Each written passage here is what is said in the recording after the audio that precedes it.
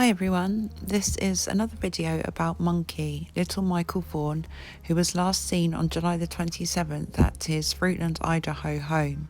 He's 5 years old, he has blonde hair and he has blue eyes. He was 3'7" when he went missing and weighed 50 pounds. So I've tried to put together some maps and a bit of a deeper insight into the area in which Michael lives. Started off with just a plain map, and then I found a map that someone had written the key events of the timeline of that day on, so I overlaid the maps to help give a bit of a better context of where each event took place that day.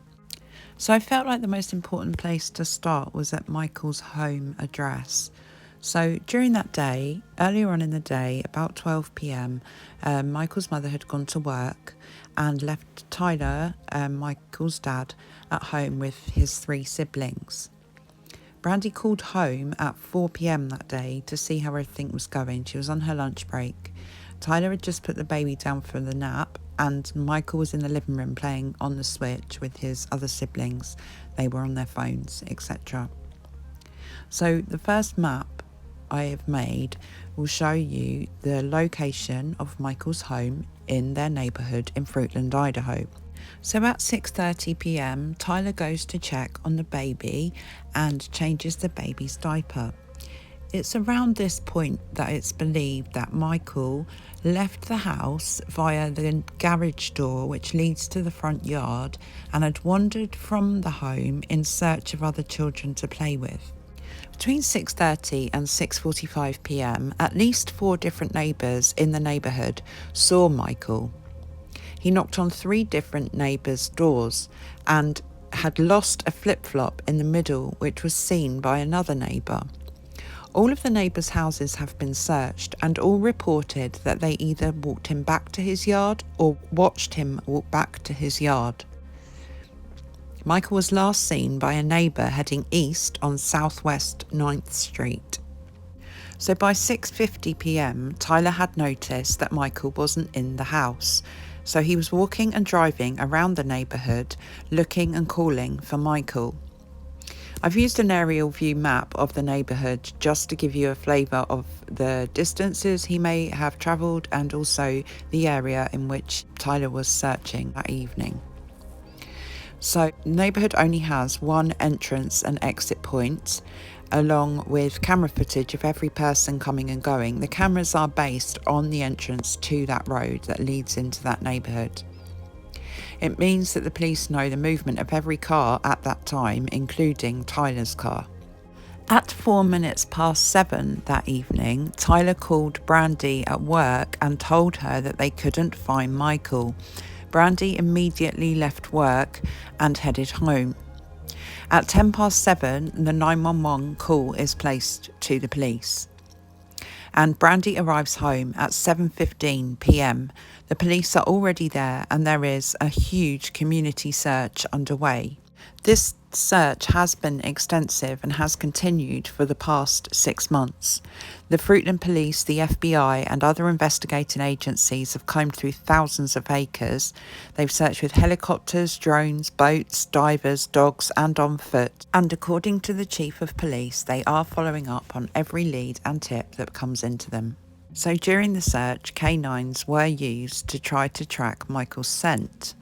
After the 3rd neighbour's house, where he'd knocked on the door, just down the road there was the point where the canine dogs unfortunately lost Michael's scent. As you can see on the diagram above, I've marked the point on the map where the dogs lost Michael's scent.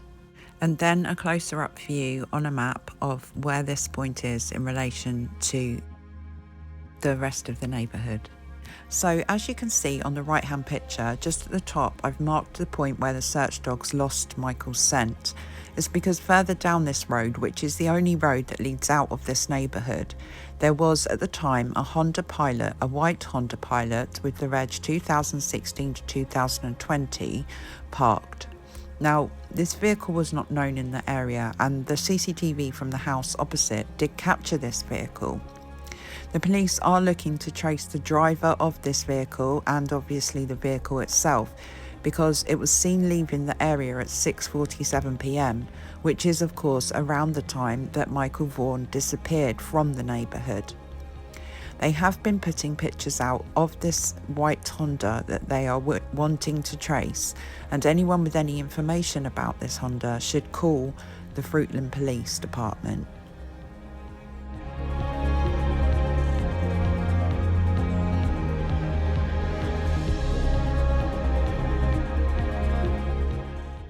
Using a bigger map, I've tried to pinpoint as closely as possible the position of where this white Honda Pilot was parked at the time. The police are really hoping that it will jog somebody's memory who may have seen this vehicle in the area on or around July 27th, or who have seen it since. The police are also looking to identify a man with dark hair wearing a white t-shirt and black shorts that was seen walking in that area around the same time. It is believed this is an unknown male in the area, and nobody as yet has come forward to answer either the calls for the driver to come forward or for the man walking in the area. So the Honda Pilot was seen leaving the neighbourhood on the cameras at 6:47 p.m. that day, July the 27th, 2021. As I said earlier, there is only one road in and out of this neighbourhood, and that entrance and exit point is covered by cameras. Despite extensive searches of the area, police have not found Michael Vaughan, and they are now considering this to be an abduction case. Somebody must know something in terms of what has happened to this little boy. Everyone in the neighbourhood has had their houses searched on numerous occasions.